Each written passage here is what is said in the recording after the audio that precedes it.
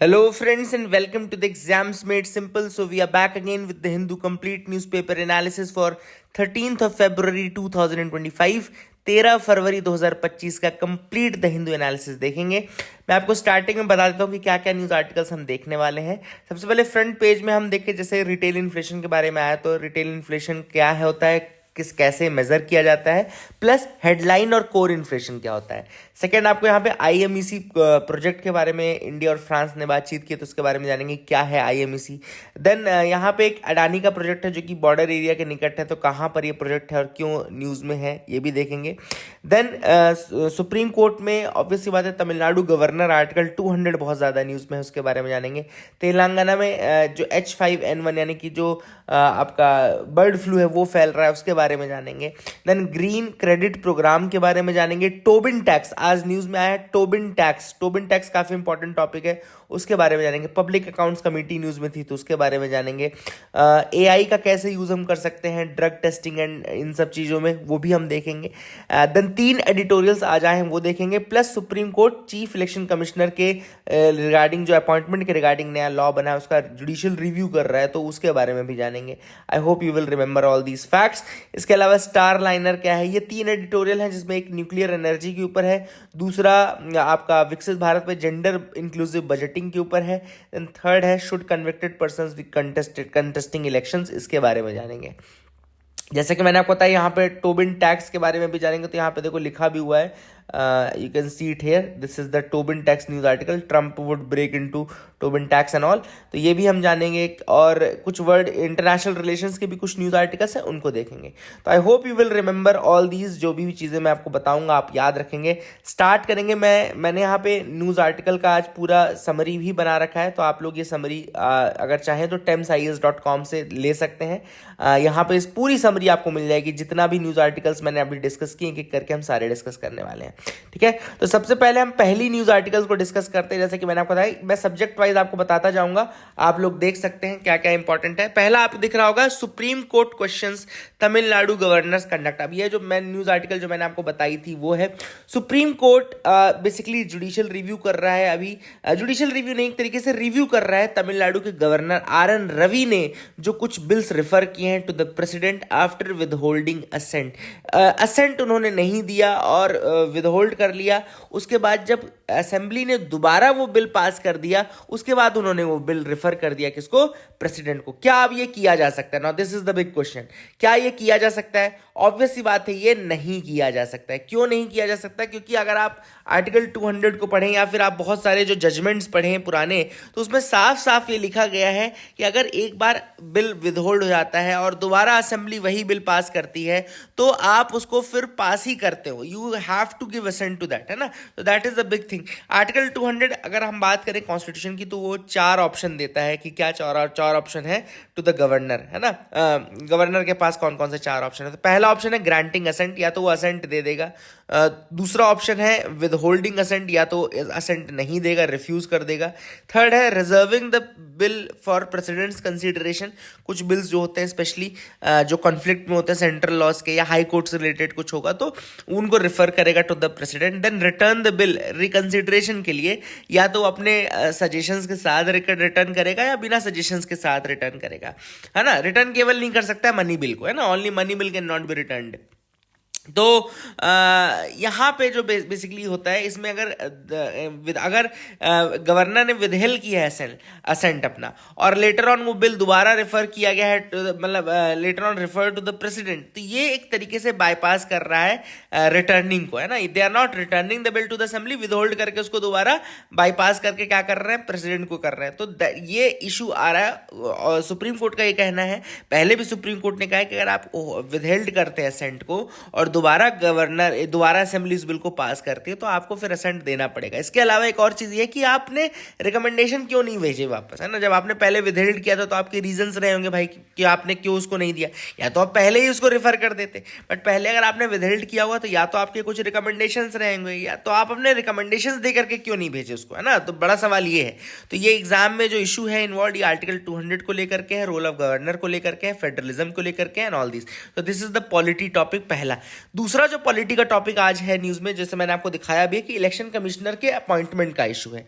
तो supreme court basically petition सुनने वाला है ऑन द न्यू लॉ जो कि सेंट्रल गवर्नमेंट को एक डोमिनेंट रोल देगा in the appointment of chief election commissioner. सब आप सबको पता होना चाहिए कि 2023 तक जो प्रोसेस होती थी चीफ इलेक्शन कमिश्नर्स की, वो दूसरी होती थी, that was appointed by the president, and उस समय कोई फॉर्मल इन्वॉल्वमेंट नहीं था अपोजिशन का या जुडिशरी का, ठीक है ना। अब नई प्रोसेस जो है वो सुप्रीम कोर्ट के डिसीजन के बाद आई। सुप्रीम कोर्ट ने जब डिसीजन दिया तो उन्होंने कहा कि भाई आप एक सिलेक्शन कमेटी बनाइए और इस सिलेक्शन कमेटी में प्राइम मिनिस्टर को रखिए, लीडर ऑफ अपोजिशन को रखिए, chief justice of supreme court को रखिए। ऐसा उन्होंने अब देखो, जब उन्होंने जजमेंट दिया था तो उन्होंने एग्जाम्पल दिया था कि एक कमेटी आप कैसी बना सकते हैं, ठीक है ना। लेकिन उस एग्जाम्पल में उन्होंने जुडिशरी को भी रखा था। लेकिन जब chief election commissioner and other election commissioners appointment conditions of service and terms of office act 2023 introduce किया गया, 2023 में पूरा एक्ट आया, उसमें जो सिलेक्शन कमेटी बनाई गई उसमें prime minister, leader of opposition, एक यूनियन कैबिनेट मिनिस्टर को डाला गया। तो आप देख सकते हैं prime minister, leader of opposition and एक यूनियन कैबिनेट मिनिस्टर को डाला गया। अब यहां पे अपोजिशन का ये कहना था, या जो लोग केस कर रहे हैं उनका ये कहना है कि इसमें सुप्रीम कोर्ट को क्यों जगह नहीं दी गई, यानी जुडिशरी को जगह क्यों नहीं दी गई, ठीक है ना। और इस कमेटी में अगर आप देखें तो गवर्निंग पार्टी के दो लोग हैं, प्राइम मिनिस्टर भी है और यूनियन कैबिनेट मिनिस्टर भी है, दोनों एक ही थाली के रहेंगे, है ना, मतलब दोनों एक ही ग्रुप के रहेंगे। देन लीडर ऑफ अपोजिशन जो है वो अलग रहेगा। तो इनका ये कहना है कि कहीं ये ऐसा ना हो कि फियर एंड फेवर में फिर अगेन काम करने लगे, क्योंकि इलेक्शन कमिश्नर तो एक ऐसी बॉडी है जो कि फ्रीली काम करनी चाहिए, है ना।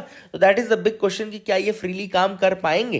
तो इंडिपेंडेंस ऑफ इलेक्शन कमीशन के ऊपर सवाल उठते हैं, और सुप्रीम कोर्ट के जजमेंट के ऊपर भी उनका ये कहना है कि आपके सुप्रीम कोर्ट का कंटेम्प्ट किया गया है, क्योंकि सुप्रीम कोर्ट ने जैसा कहा था वैसी कमेटी नहीं बनाई गई है। So that is the big thing. हाँ, इकोनॉमी के न्यूज आर्टिकल्स में आते हैं। पहली जो न्यूज है वो है रिटेल इन्फ्लेशन ड्रॉप्स टू 4.33। तो रिटेल इन्फ्लेशन थोड़ा सा कूल डाउन किया है। सबसे पहले बात, रिटेल इन्फ्लेशन होता क्या है, तो ये मेजर होता है कंज्यूमर प्राइस इंडेक्स से। याद रखें, कंज्यूमर प्राइस इंडेक्स से। रिटेल का मतलब होता है जहां से आप, जैसे आप दुकान खरीदते हैं, दुकान से सामान खरीदते हैं ना, किराने वाला, डायरेक्टली जो रिटेलर यानी आप जैसे लोग जो डायरेक्टली सामान खरीदते हैं, जो आम पब्लिक है, उनको जो महंगाई दिख रही है, मतलब कि पहले बिस्किट 4 रुपए की आ रही थी, मान लो पार्ले जी 5 रुपए की आने लगी या 10 रुपए की आने लगी, तो आपको समझ में आएगा ना कि महंगाई आ गई। तो ये होता है रिटेल इन्फ्लेशन, ठीक है ना। तो एक गुड्स एंड सर्विसेज रहते हैं और उनके कंज्यूमर प्राइस को चेक किया जाता है, कंज्यूमर प्राइस इंडेक्स से ही रिटेल इन्फ्लेशन निकाला जाता है। एक और इन्फ्लेशन होता है हेडलाइन इन्फ्लेशन, जो कि टोटल इन्फ्लेशन होता है इकोनॉमी का, जिसमें सारी कैटेगरी के आइटम्स इंक्लूड होते हैं, फूड हो चाहे फ्यूल हो चाहे कोर आइटम्स हो, सब इंक्लूडेड रहता है, वो हेडलाइन इन्फ्लेशन रहता है। और एक होता है कोर इन्फ्लेशन। कोर इन्फ्लेशन आपका वोलेटाइल आर्टिकल्स को रिमूव कर देता है। कौन से वोलेटाइल आर्टिकल्स, जैसे कि आपका फूड हो गया और फ्यूल हो गया, फूड और फ्यूल को रिमूव कर देता है, और उसके बाद जो इन्फ्लेशन बचता है वो कोर इन्फ्लेशन होता है। अब आपको ये भी पता होना चाहिए कि आरबीआई का जो टारगेट रहता है इन्फ्लेशन का, वो 4+-2% है, जिसको इन्फ्लेशन टारगेटिंग कहते हैं, इन्फ्लेशन टारगेटिंग फ्रेमवर्क बोलते हैं, ठीक है ना। तो 4+-2% जो है, that is the target under the inflation targeting protocol. तो I hope you got clarity regarding that as well. ये तीनों आपको समझ में आ गया होगा। इंडस्ट्रियल आउटपुट थोड़ा घटा है, तो ठीक है, ये तो स्लो डाउन हुआ है, कोई दिक्कत नहीं है। इसके लिए आपको पता ना कि इंडस्ट्रियल आउटपुट मेजर निकालने के लिए एक आईआईपी निकाला जाता है, इंडेक्स ऑफ इंडस्ट्रियल प्रोडक्शन निकाला जाता है, जो पर मंथ निकाला जाता है। याद रखिएगा, it is calculated per month, index of industrial production हर महीने देखते हैं। और इसमें दो होता है, एक होता है मोर देन 50 होता है, अगर आ रहा है मोर देन 50 इसका मतलब है एक्सपेंशन है, और अगर लेस देन 50 आ रहा है इसका मतलब है कि कॉन्ट्रैक्शन देखने को मिल रहा है, ठीक है ना। तो ये भी आप याद रखिएगा। अच्छा, एक और चीज इकोनॉमी की जो आज न्यूज में थी वो थी टोबिन टैक्स, ठीक है ना। तो जैसा कि मैं आपको यहाँ पे हिंदू में दिखा रहा था कि this is the question, there is a topic called Tobin tax. दिख रहा है आपको टोबिन टैक्स, यहाँ पे दिख रहा होगा, है ना। Would Trump break the capital controls taboo with Tobin tax. अब टोबिन टैक्स क्या है, एक्चुअली 1972 में एक टोबिन नाम का इकोनॉमिस्ट था, उनको नोबेल प्राइज भी मिला था, उसने एक टैक्स सजेस्ट किया था। टोबिन नाम का एक इकोनॉमिस्ट था, उसने 1972 में एक टैक्स सजेस्ट किया था कैपिटल कन्वर्जन पे।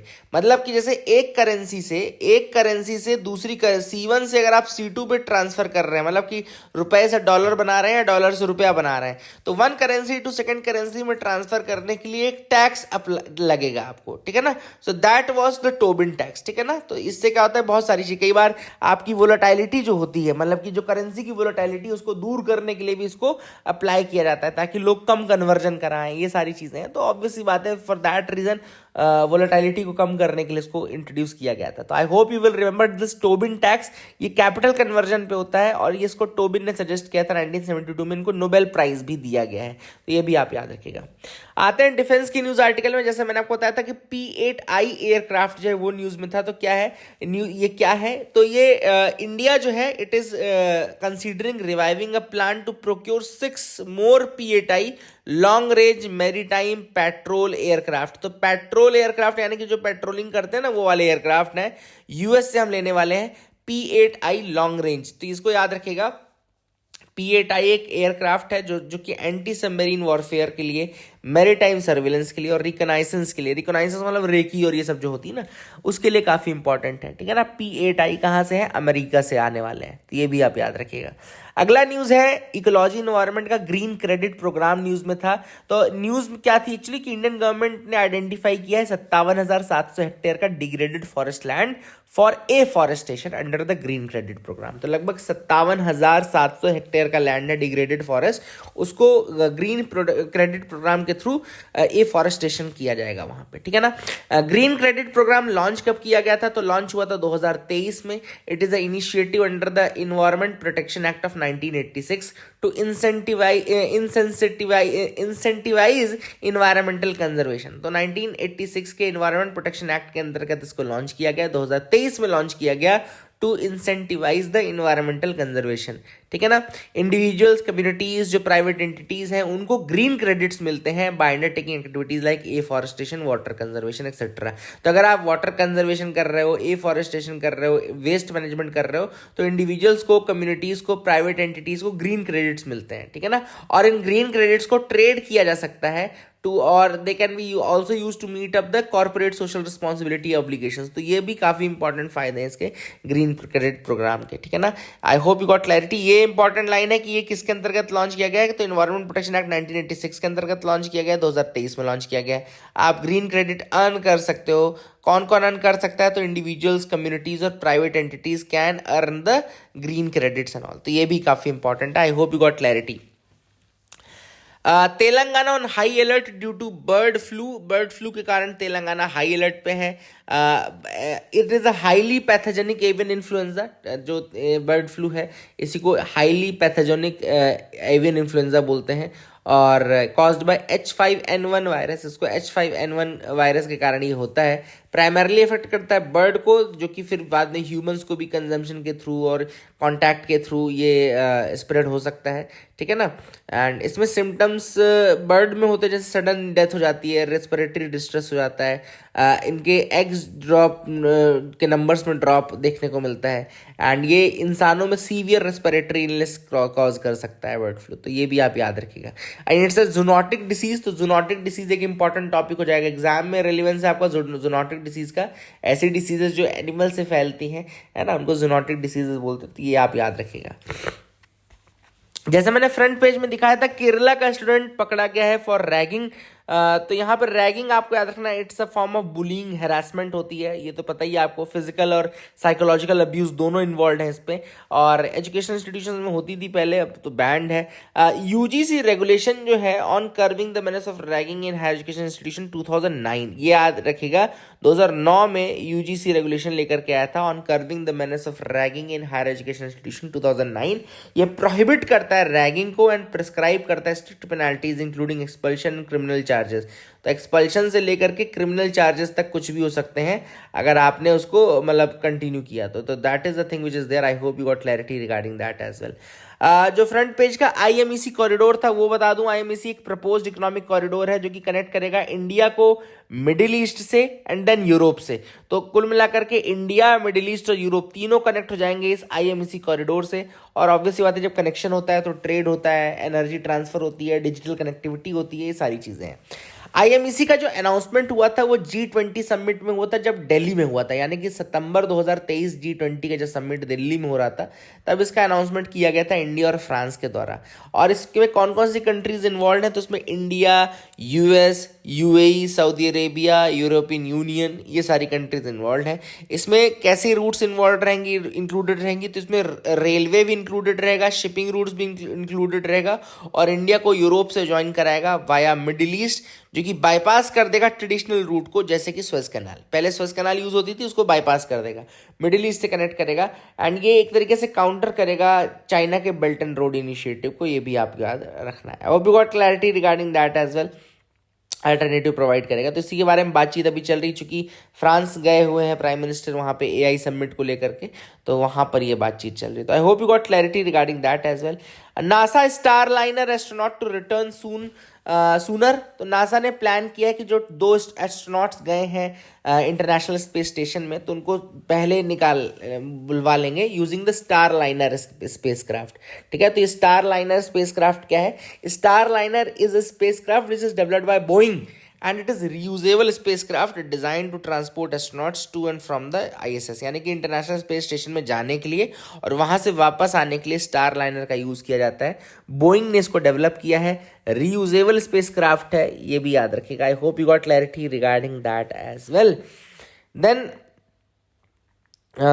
ये सारी चीज़ें पता है। हाँ, एडिटोरियल जो मैंने आपको बताया था, यहाँ पे आज हम 3 एडिटोरियल डिस्कस करने वाले हैं, वो मैं आपको एक एक करके बता दूं। पहला तो मैंने बोला था should convicted persons contest election. तो यहाँ पे एडिटोरियल डिस्कस करता है कि क्या एथिकल और क्या लीगल इम्प्लीकेशंस हैं अगर आप अलाउ करते हैं कन्विक्टेड इंडिविजुअल्स को to contest election. Current law की अगर हम बात करें तो रिप्रेजेंटेशन ऑफ पीपल एक्ट 1951 है। A person convicted of criminal offence and is sentence to 2 years और मोर। अगर एक व्यक्ति को कन्विक्ट कर दिया गया है क्रिमिनल ऑफेंस के लिए और 2 साल से ज्यादा की सजा दे दी गई है, 2 या 2 से ज्यादा की सजा, तो वो डिस्क्वालीफाइड है from contesting the election for 6 years after the release. तो रिलीज के 6 साल बाद तक के लिए वो कंटेस्ट नहीं कर सकता इलेक्शन। सुप्रीम कोर्ट की रूलिंग ने इन्फेसाइज किया है the need to decriminalise politics but also impose a life time ban on convicted animals. Supreme court ने ये सजेशन दिया है कि आपको डीक्रिमिनलाइज करना है पॉलिटिक्स का डीक्रिमिनलाइजेशन करना है, लेकिन अभी तक लाइफ टाइम बैन इम्पोज नहीं किया है कन्विक्टेड इंडिविजुअल्स पे। वही अभी बैन केवल ये रिप्रेजेंटेशन ऑफ पीपल एक्ट वाला चल रहा है। क्या चल रहा है कि अगर आपको कन्विक्ट किया गया है और 2 साल की सजा दे दी गई है तो छूटने के 6 साल बाद तक आप कंटेस्ट नहीं कर सकते हैं। ठीक है ना, याद रखिएगा, that is the thing. And याद रखिएगा लाइफ टाइम बैन इम्पोज्ड नहीं है, life time ban is not imposed. ठीक है, अब कुछ लोग कह रहे हैं कि भाई लाइफ टाइम बैन होना चाहिए। ठीक है, क्यों होना चाहिए? मतलब ये कंटेस्ट कर लाइफ टाइम बैन नहीं होना चाहिए और कंटेस्ट कर देना चाहिए कन्विक्टेड पर्सन्स को। क्यों अलाउ करना चाहिए? क्यों? उनका ये कहना है कि allowing convicted persons to contest election ensures democratic rights and avoids political वेंडेटास।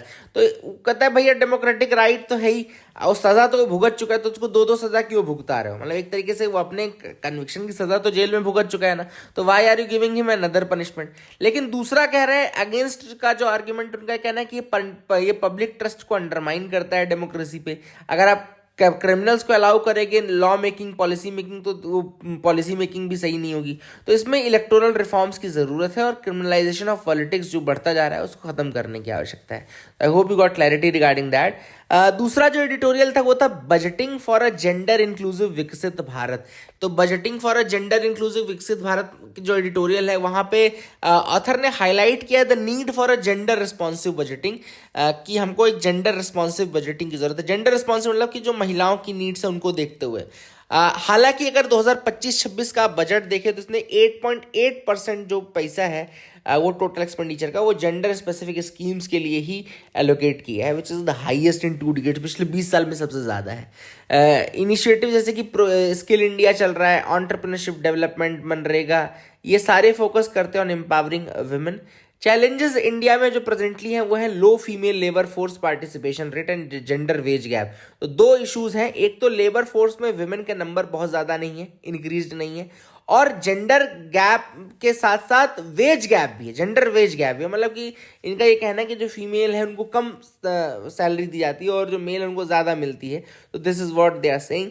Author ने कुछ सजेशंस दिए, जैसे कि उन्होंने कहा कि भैया आपको इन्वेस्टमेंट करना चाहिए इन विमेन एजुकेशन। सेकेंडली आपको इन्वेस्टमेंट करना चाहिए विमेन हेल्थ केयर में, मतलब विमेन के एजुकेशन को अगर आप इम्प्रूव करोगे, विमेन के हेल्थ केयर को इम्प्रूव करोगे, विमेन के लिए एम्प्लॉयमेंट अपॉर्चुनिटीज़ बनाओगे, प्लस उनको स्किल डेवलपमेंट प्रोवाइड करोगे, तो that will go forward, go to a long way जाएगा, है ना।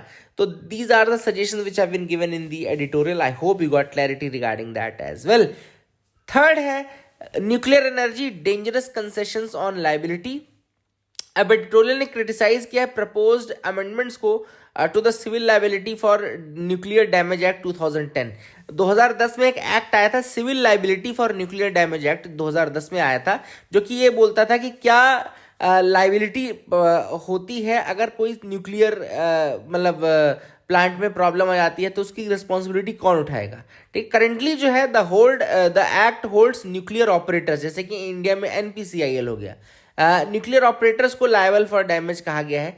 एंड यहाँ पे ऑब्वियसली बात है, right to recourse against suppliers in case of defect. अगर डिफेक्ट सप्लायर के किस माल में था तो उसको आप पकड़ सकते हैं। चेंजेस क्या प्रपोज किए गए हैं? नाउ द चेंजेस प्रपोज्ड हैं, दे मे रिमूव और dilute the liability of suppliers raising concerns about accountability. तो अब क्या है, सप्लाई करने में लोग हिचकिचाते हैं, ऑब्वियसली बात है, क्योंकि आपने बोल दिया ना कि सप्लायर को आप पकड़ोगे, ऑपरेटर के अलावा सप्लायर को आप पकड़ोगे, तो सप्लायर करने में लोग डरने लगे।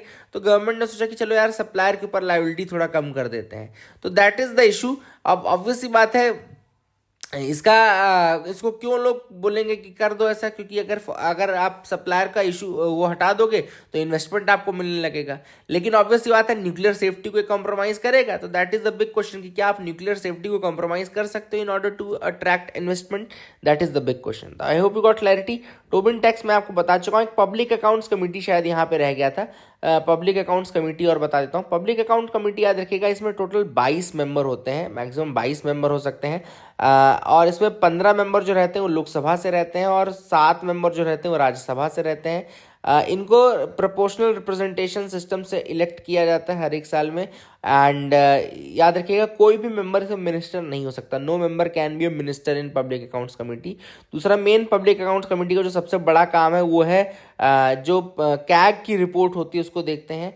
और पब्लिक अकाउंट्स कमेटी में जनरल ये भी ट्रेंड बनाया गया है कि इसमें जो लीडर होता, मतलब जिसका चेयरमैन होता है वो लीडर, मतलब वो अपोजिशन पार्टी से होता है, and that is not from the ruling party. So that is the thing which is important. You can remember about the public accounts committee. I hope आपको मजा आया होगा, I hope आपको समझ में आ गया होगा आज का टोटल न्यूज़ आर्टिकल।